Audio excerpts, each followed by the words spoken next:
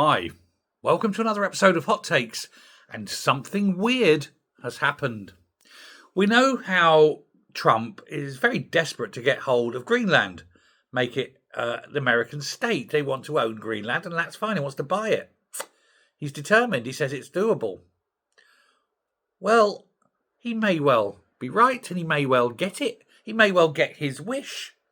There was an election in Greenland, and there was some strange results, dramatic results, unexpected results, because the legacy parties of the left, centre-left, and even centre-right have all been basically kicked out of power, and a much more right-wing, very pro-USA parties, politicians, individuals as well as parties, are now set to dominate the Greenland Parliament.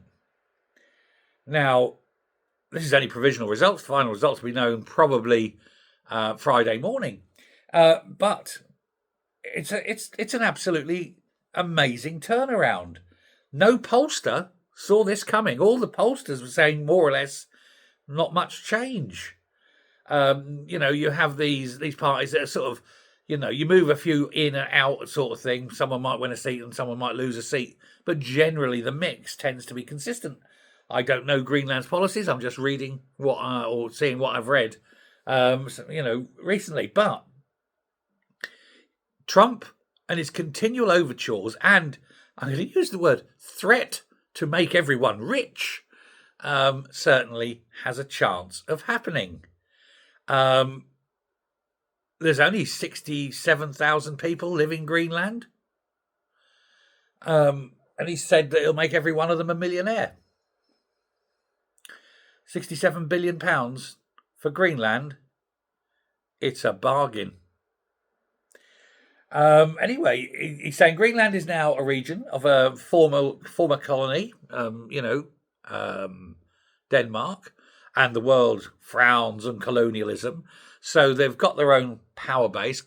They're still technically part of the Kingdom of Denmark, although they are autonomous within that. So there is that link in the same way, I suppose, as you have the French still have their French colonies, even though they have their own power.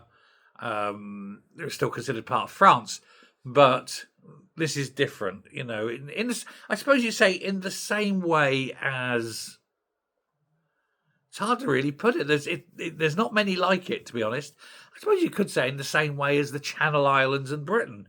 Yes, they have their own. They're part of the British Isles. They're linked to Britain. They have free passage between them, but they are their own individual peoples. They have their own laws, their own parliament, etc. It's kind of like that.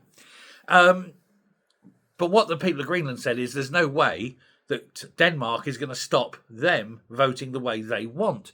If they want to go and sell Greenland to America, it's up to them, not the Danish. Now, what's really annoying the Greenlanders is the EU are saying, no, Greenland is part of the EU. And Greenland is saying, FO, because no, it isn't. It left the EEC as it was all those years ago. It's not EU, and it's only vaguely Danish by dint of being part of the Kingdom of Denmark. But they're not having it. So you've got this right-wing government that's very pro-America, very pro making everybody rich, and quite happy for Greenland to be administered by the United States. And, hey, they're going to probably have a referendum on it, and you'd have to abide by the referendum. Now, there have been calls, if there is a referendum, for what they call a supermajority. In other words, it's got to be 60% or more, rather than just plain 50% plus one vote. But I still think even then, the majority would look to their wallets and say, yep. And who'd blame them?